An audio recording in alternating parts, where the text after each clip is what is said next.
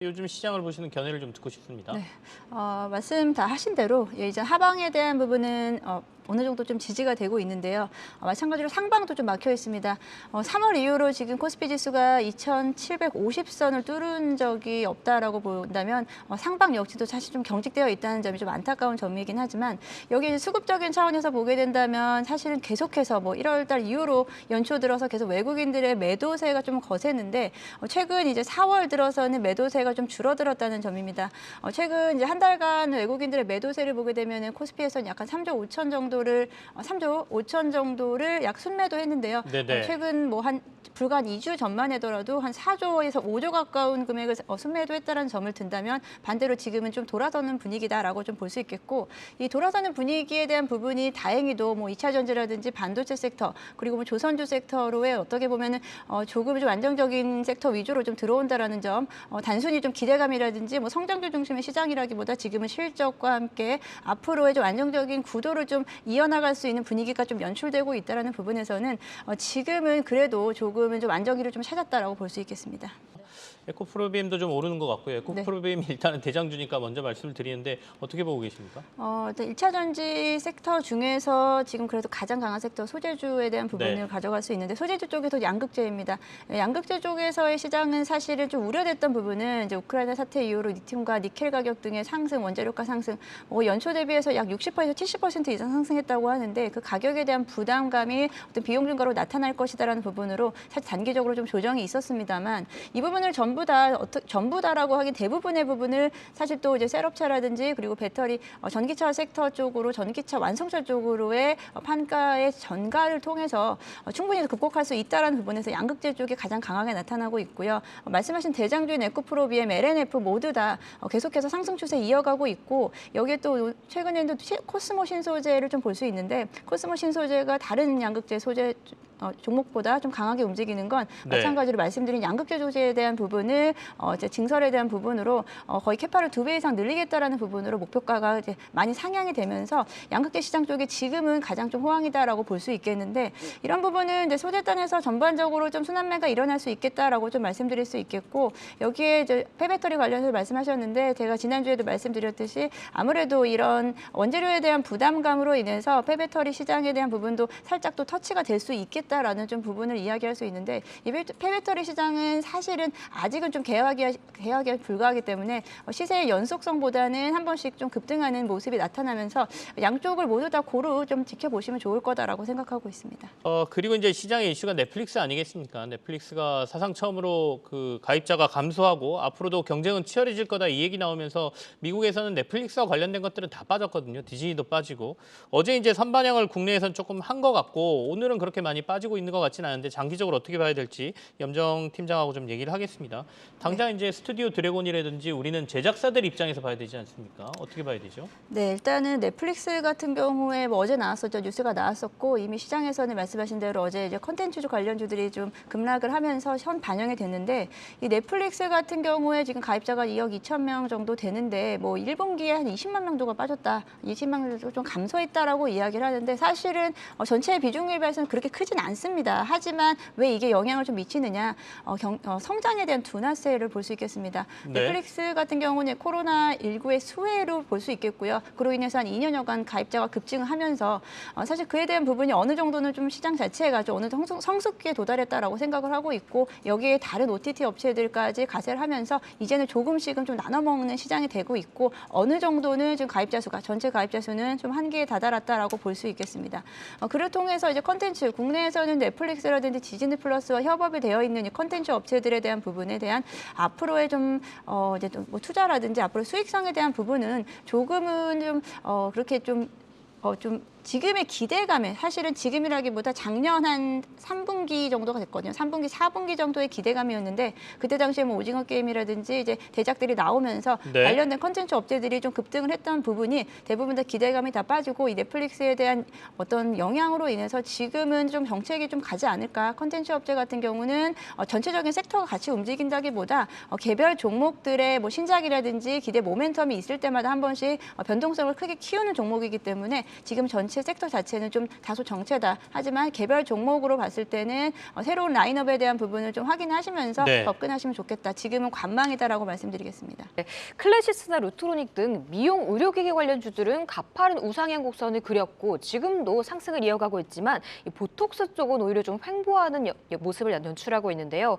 그 가운데 휴젤이 보톡스 물질에 대해서 이 독일에서 품목 허가를 취득했다고 하면서 이 3거래일째 좀 빨간불을 켜내고 있는데 보톡스 업계는 어떻게 보는 게 좋을까요, 염정 팀장님? 네, 보톡스 업계 일단은 뭐 리오프닝 관련해서 이제 마스크에 대한 해제, 네. 외부에서 마스크 해제에 대한 이제 기대감으로 인해서 최근에 이제 미용 관련주 그리고 화장품 관련주의 움직임이 좀 나타났고요. 여기에 또 뭐 제가 생각하기에도 치과 관련된 종목들도 움직임이 좀 같이 나타나지 않을까라고 생각하고 있습니다. 보톡스 관련주는 사실은 이제 별로 이렇게 좀 종목 자체가 좀 다양하지 않은 상황 속에서 보톡스 업계에 대한 뭐 미용, 뭐 시술에 대한 부분도 당연히 좀 같이 리오프닝 관련주로 움직임을 볼 수 있다라고 생각하는데 아직은 그렇게 시장에서는 아직 주목하지 않았다면은 뭐 지금쯤 다시 주목하면 되지 않을까라고 생각하고 있습니다. 네. 식품업체들 최근에 이 판가전이가 많이 일어나는 것 같아요. 가격 올린다고들 하잖아요. 네, 말씀하신 대로 지금 시장에서 주목하고 있는 섹터는 원자재가, 원재료가의 상승에 대한 부분은 판가로 빠르게 전이할 수 있는 업종들을 찾고 있고요. 여기 아무래도 소비자가를 바로 좀 반영시킬 수 있는 식음료 쪽에 대한 부분 그리고 또 리오프닝 관련해서도 좀 연관이 있기 때문에 식음료 관련주들의 움직임이 최근에 좀 좋은데 사실 아직까지도 지금 뭐 일부 사료 종목들이 움직이고 있다라는 부분에서 어떻게 보면 좀 이런 인플레이션에 대한 불안감, 부담감에 대한 부분이 시장에서 계속 반영이 되고 있다라고 네네. 볼 수 있겠고 최근에 이제 관련해서는 뭐 식음료 관련 롯데칠성 같은 경우 계속해서 우상향을 하고 있고요. 이제 리오프닝 관련해서 주류 판매에 대한 사실 증가로 인해서 뭐 하이트 진로라든지 그리고 최근에 좀 시장을 좀 식음료 쪽에서 좀 작은 종목들이 시장을 좀 주도하고 있는데 뭐 신성홀딩스라든지 샘표 같은 종목들에 대한 부분이 이 원재료가에 대한 부담감을 판가로 전이시킬 수 있고 마찬가지로 샘표 같은 경우에는 또 해외 비중이 또 늘어나고 있다는 부분으로 인해서 국내 식음료 업체들 지금은 어떤 부분에 좀 경기에 대한 좀 방어를 할 수 있는 인플레이션에 대한 해지를 할 수 있는 좀 섹터다라고 좀 보고 있습니다. 단기적으로는 지금 좀 부담감이 있기 때문에 네. 좀 조정이 있을 때 좀 들어가시면 좋지 않을까라고 생각하고 있습니다. 그 팀장님, 네. 오리온은 왜 이렇게 못 오르는 거예요? 어제 좀 급등하긴 했는데 오리온은 다른 데에 비하면 오리온이요? 네, 주가가 거의 안 오르는 상황이니까. 초코파이 오리온. 하면 오리온 아닙니까? 네. 그 얘기도 사실 있었습니다. 오리온이 초코파이가 러시아에서 오리온을 아하, 그죠. 초코파이를? 러시아 영향을 좀 받았겠군요. 네. 단기적으로 좀 그런 재밌는 좀 이슈가 좀 있었는데 오리온도 지금 최근 들어서 다시 한번 좀 우상향을 그려주고 있고요. 지금 5거래일 연속으로 좀 상승하고 있기 때문에 말씀하신 대로 오히려 지금 좀 눌렸던 이런 식음료 업종들에 대한 부분도 다시 또 동반 상승하지 않을까라고 생각하고 있습니다. 좀 그럼 관심 있게 봐도 된다. 너무 안 올랐으니까. 지금 차트 보니까 네. 사실 전고점 대비해서 좀 많이 빠져 있다라고 생각하고 있고요. 오리온 지금 상승 추세라고 보고 있고 최근에 이제 수급을 한번 보겠습니다. 오리온 수급 보면은 지금 기관들이 지금 4거래 연속으로 좀 들어오고 있다라고 보면은 기관이 지금 밑에서부터 좀 끌어올리고 있다라고 좀 형상을 볼 수 있겠고 식음료 업종에서 좀 소외됐다라고 한다면 지금 정도의 가치 좀 관심 가지셔서 좋겠습니다. 자, 오늘 또 지금 뉴스 나온 게 중국에서 철강 생산지 봉쇄 소식이 있었나 봅니다. 그 얘기로 해서 철강주들이 좀 움직이고 있거든요.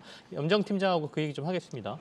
네, 일단 뭐 철강주도 마찬가지로 지금 시장을 이겨내는 종목이다라고 생각하고 있고요. 네. 철강 가격 역시도 마찬가지로 또 이제 고객사에게 판가를 전가할 수 있는 또 업종이기 때문에 철강 업체에 대한 사실 긍정적인 시각을 가지고 있습니다. 하지만 좀 우려되는 부분은 지금 단기간에 좀 급등했던 부분에 대한 거 그리고 이제 하반기에는 이제 철강 가격에 대한 좀 안정세가 있을 경우에 지금은 당장은 좀 이에 대한 가격 상승에 대한 부분 좀 부담스러울 수 있다라고 생각을 하지만 그럼에도 불구하고 이제 철강 가격 인상에 대한 부분이 당장 1분기에서 2분기에 영업이익률 개선으로 이어질 수 있을 거다라고 생각하고 있습니다. 일단은 철강업체 쪽에서 좀 중소형 종목들이 좀 급하게 움직이는 경향이 있고요. 무거운 종목인 포스코홀딩스라든지 현대제철 같은 경우는 조금 좀 완만하게 지금 상승세를 지금 반등을 좀 시도하고 있는데요. 이 철강업체 같은 경우는 일단은 강간 수요에 대한 부분으로 휴스틸이라든지 그리고 네네. 해야제강 같은 종목들이 단기간에 움직임이 나타났고 이런 부분은 미국에서의 이제 무역 커터제에 대한 완화에 대한 부분으로 장기적인 수요 관점에서 괜찮다라고 좀 보고 있고요. 그리고 포스코홀딩스라든지 현대제철 같은 경우에도 뭐 자동차 강판에 대한 가격 인상 그리고 뭐 조선업에도 전가시킬 수 있는 조선업에도 전가시키는 이런 부분까지 생각한다면 중장기적으로는 충분히 좀 접근 가능하다라고 볼 수 있겠는데 지금은 조금은 시세가 좀 탔다라는 부분에서 좀 관망의 자세로 좀 보시는 게 좋겠습니다. 방금 전에 포스코 얘기는 했는데 이건 또 화학 쪽이니까 포스코 네. 케미칼 관심 있게 보시는 이유를 좀 듣겠습니다. 네. 일단은 앞서 2차 전지 섹터에서 양극재 시장에 대한 부분이 좀 강세가 나타나고 있고 양극재 네. 업종들에 대한 부분은 앞으로 시세가 더 갈 것 같다라고 말씀드렸는데 포스코 케미칼 역시 이제는 2차 전지 섹터에 대한 부분으로 어느 정도 편입시켜도 되지 않나라고 생각하고 네. 있습니다.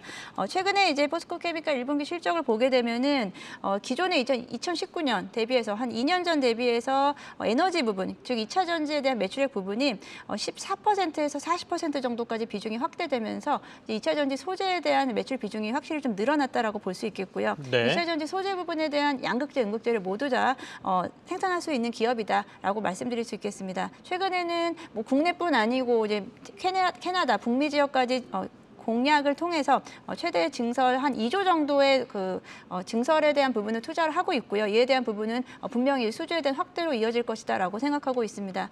GM과 이제 합작을 통해서 이 부분이 이제 LG 에너지 솔루션 쪽으로 넘어가면서 자연스럽게 이어지는 밸류 체인이 형성될 수 있다라는 부분이 있겠고 포스코 케미칼의 가장 또 큰 매력이라고 한다면 최근에 주가가 좀 반등했던 가장 좀 주요 원인이었던 부분이 이 원재료가에 대한 부분 상승에 대한 부분을 포스코 케미칼 같은 경우는 포스코 케미칼이라든지 포스코 인터내셔널이 가지고 있는 광산, 니켈과 리튬에 대한 광산, 호수에 대한 이런 평가 가치에 대한 부분까지도 이어질 수 있고 이에 대한 부분이 원재료에 대한 내재화가 가능할 수 있다는 부분에서 네네. 충분히 매력적인 종목이다. 양극재 쪽에서의 다른 종목들에 비해서 영업이익률 면에서 월등히 좋아질 수 있는 부분이 있다라고 볼 수 있기 때문에 포스코 케미칼 다시 시장에서 주목받는 것이라고 생각하고 있고요. 지금 오늘 같은 경우에도 일단은 좀 상승 추세가 이어지고 있습니다. 하지만 최근에 이제 급등했던 부분을 살짝 되돌리면서 지금 여전히 지금 13만 원대까지 올라가긴 했는데 13만 원 아래에서 매수를 하시면 좋을 것 같고요. 일단은 1차 목표가 같은 경우는 일단 15만 원 선, 16만 원 정도까지 볼 수 있겠다라고 생각하고요. 손절가는 11만 원 제시해드리겠습니다.